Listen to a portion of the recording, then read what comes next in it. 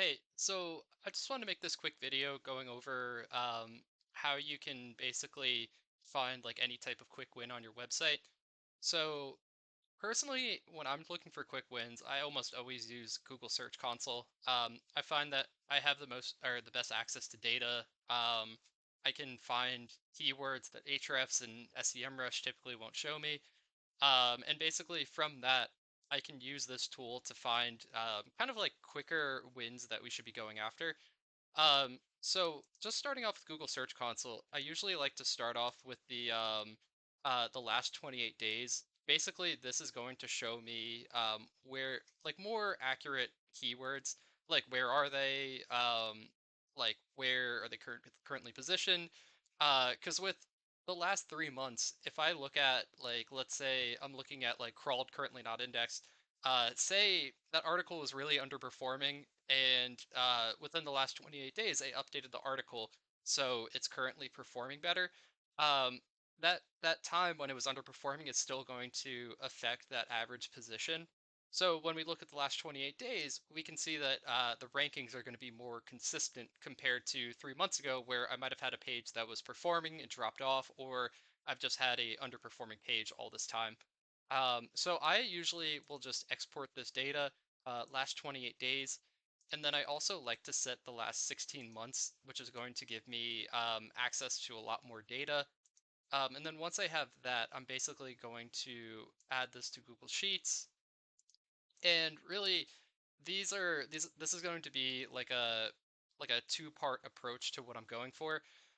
So this is the last 28 days of data, and then the other tab I have is the last 16 months.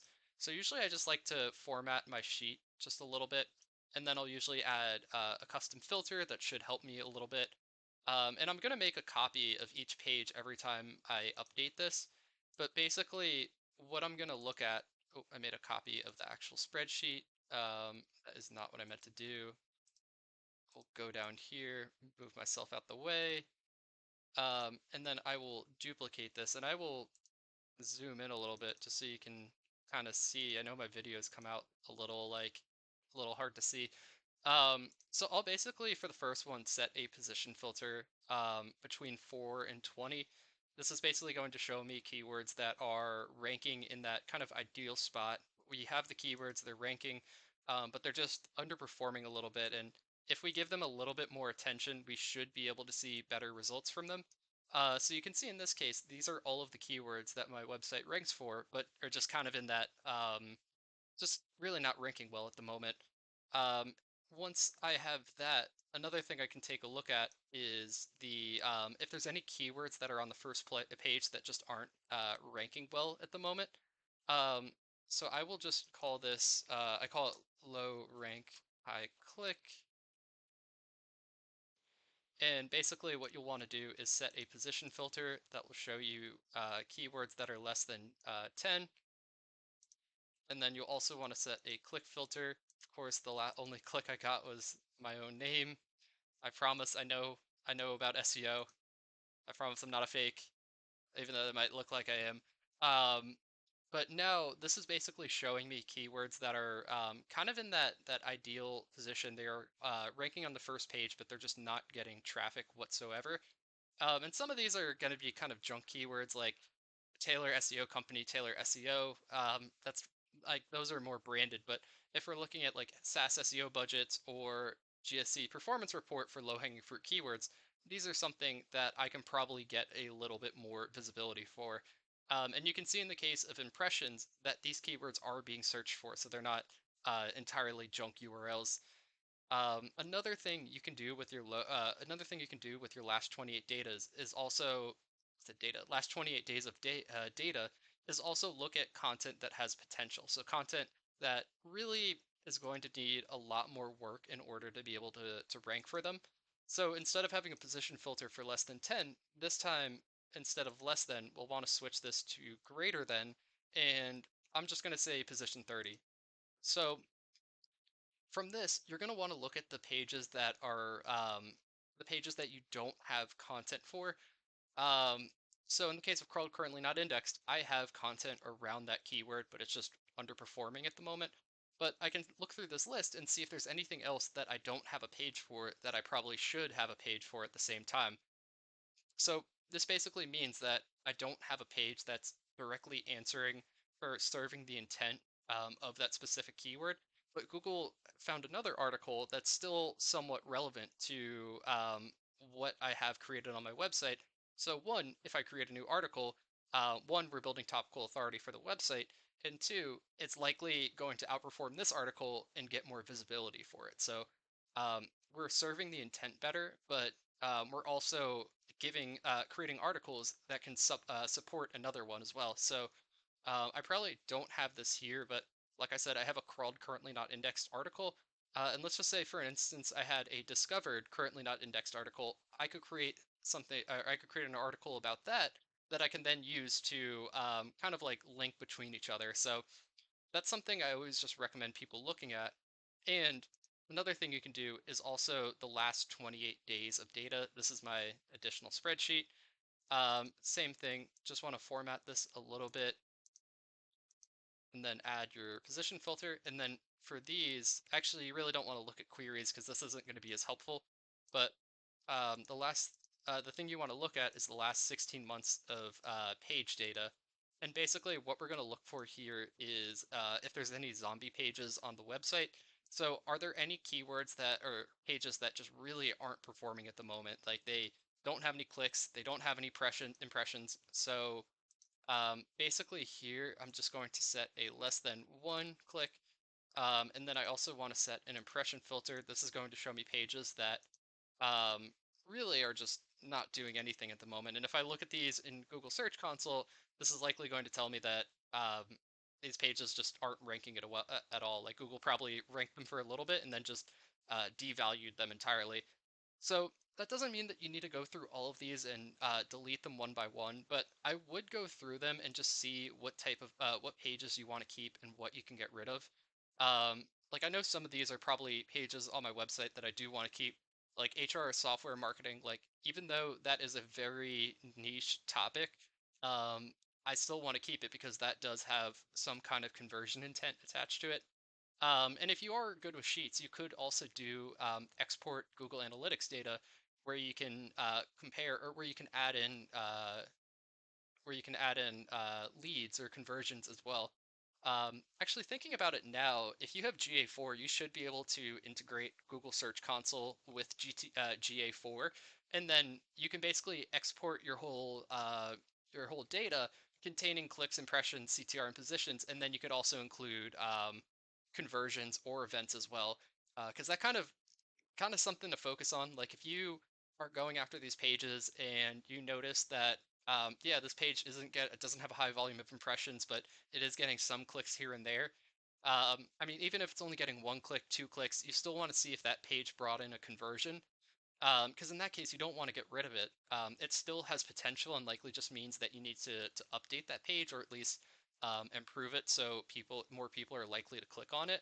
But for the most part, when you're looking at these pages, you just want to look at if you can either update the page, if it still has potential, if it's cannibalizing another page. I will say zombie pages almost always are the result of cannibalization.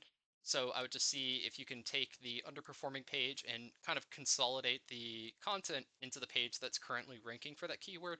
Or, I mean, you could just delete it or no index it entirely. But when you make that decision, just be very sure that this is something that should be done, and it's not going to affect like conversions or events or anything like that. Like if the page still has potential. So that's some of the stuff that you can use in Google Search Console. I'll also take a look at Ahrefs and just show you kind of a few ways you can leverage it there. So with Ahrefs, they actually give you a few ways that you can look at the keywords that are performing on your website. In this case, you can basically do it very similar to what I did before with looking for these low-hanging fruit keywords. This time, we can at least be a little bit more customized with it. So in this case, I have that position set for keywords in position 4 through 20. And then let's say I just want to add a rule that keywords have to contain how. And now I can at least filter my keywords a little bit more. The only downside to this is that you don't have the access to data or as many keywords as Google Search Console. but it's still a helpful thing to look at anyways to see if there's any quick win keywords you might have missed in Google Search Console. Because I will say when you are looking there, it can be a lot. But if you really want to get more granular and more specific with your keyword data, I recommend just coming to Ahrefs and just seeing what opportunities you have. And I will say you can use KD. I'm not a big fan of it, but let's just say I enter a KD of 20, which is supposed to be not competitive at all. Then we could see there's some keywords that I can go after that probably won't need as much work. Um, I will say I've been trying to rank for this keyword for a long time now, and KD, if it's saying a KD of 6, I'm either terrible at my job or this metric is wrong. And that's probably not a good way to phrase it. But I will say from what I've seen with KD, it's really not always accurate in how they like really measure the difficulty of a keyword. There really is a lot more you have to consider than just your domain authority, and then how many links a page has, how comprehensive that page is around that content. So um, it's not always accurate, but it is something that can be helpful sometimes. And I will say you can also use Ahrefs opportunities, which I find to be pretty helpful. So this is pretty much automating the work that I did before. So you can see like which pages are low-hanging fruit, which keywords you can have like a featured snippet potential. If there's any keywords from a content gap, like if there's my competitors that are covering content and let's say I don't have content for, um, content with declining traffic. This is something that you can look at, but I would probably recommend using Google Search Console over this one. This should give me, no, it doesn't give me any pages, but if you want to look in Google Search Console, you could just do last or compare and then compare last 3 months.